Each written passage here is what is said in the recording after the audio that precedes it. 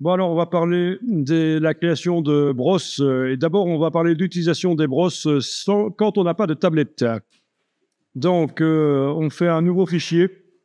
Comme nouveau fichier, vous pouvez prendre un format. Bon, on va faire faisons en pixels. On va essayer 1500 sur 1500 pixels. Voilà. La résolution, quelle résolution est-ce qu'on met? Ça n'a pas d'importance. Tant qu'il y a assez de pixels pour montrer ce que je veux montrer, c'est ce qu'il faut. C'est après qu'on s'en occupe et même pas si dans un design on redimensionne la chose par la suite.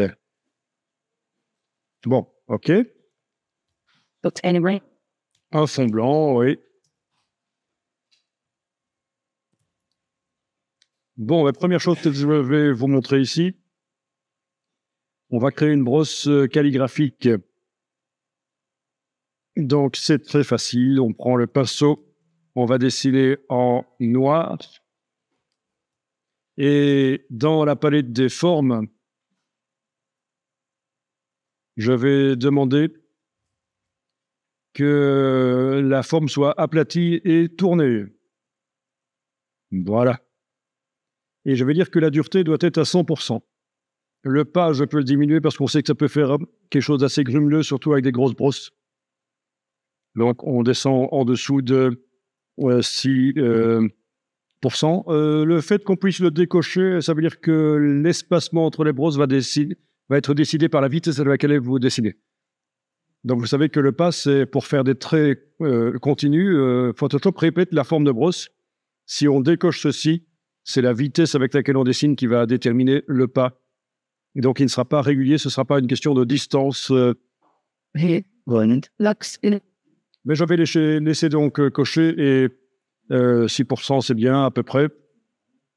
Ok, donc je modifie la taille et je vais voir sur l'image ce que ça donne. Je vous rappelle que si vous avez un pointeur précis, c'est que la touche verrouillage majuscule est enfoncée sur le clavier. Donc, il faut désenclencher la touche verrouillage majuscule. Et on va travailler sur un calque. Donc, je vais créer un calque. Voilà le premier calque et je peux dessiner donc sur ce calque. Bien.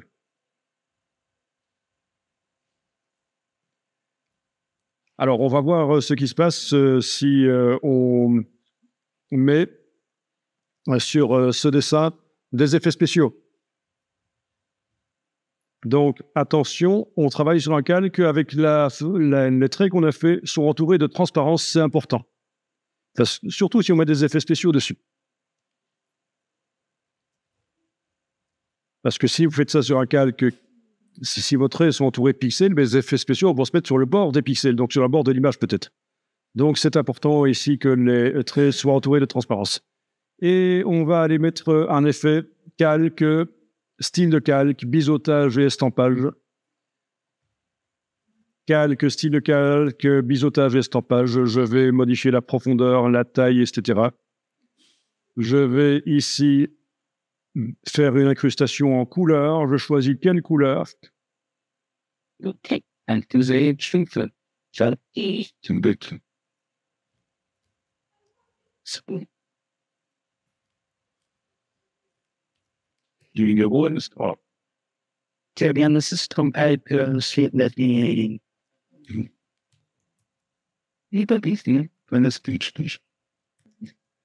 Alors, en plus de ça, vous pouvez faire une incrustation de texture. Voilà, texture dans le biseautage et l'estampage, éventuellement la texture.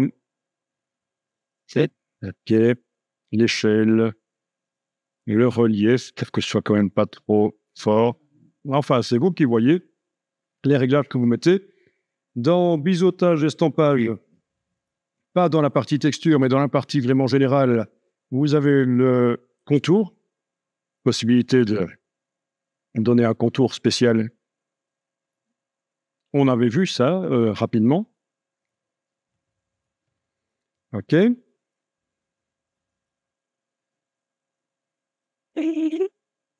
L'angle de la lumière. etc., etc. Donc, ici, on va voir ça rapidement.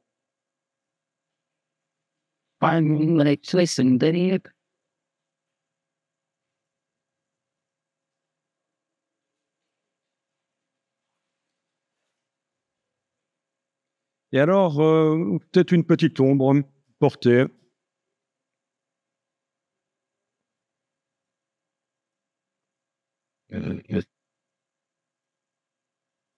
OK. Et alors, on va cliquer sur Nouveau style.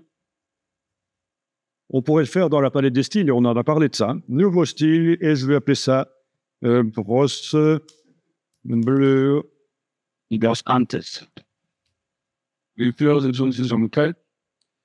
Les options de fusion, on n'a pas été les modifier. En fait, hein. Les curseurs, on n'a pas été modifiés.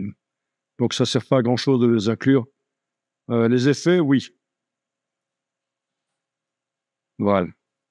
Et donc, normalement, dans le menu fenêtre style, je devrais retrouver ce style ce truc-là. Voilà.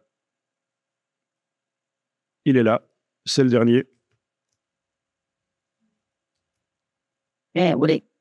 Bon. Et donc, par la suite, si vous dessinez sur ce calque en noir, vous êtes en train de dessiner avec cette espèce de patte et ça peut être super intéressant. Donc, ça, c'est déjà une première chose. On peut changer la dimension de la brosse si on veut, mais voilà. Si on veut faire des effets de superposition, je recrée, je vais en fait, le mieux c'est de, oui, recréer un nouveau calque, lui appliquer le style, voilà, et dessiner. Et là, je vais avoir différents niveaux. Voilà. Waouh. Là, je suis sur un niveau supérieur, évidemment. Bien. Donc, amusant. Encore un nouveau calque auquel j'applique le style, et voilà. Et vous pouvez vous faire vos brosses comme ça, qui seront en fait dans la palette des styles. Ok, ça marche? C'est assez pratique. Ah, c'est utiliser de manière détournée les styles de calque pour créer des effets spéciaux pour les brosses, en fait. Hein.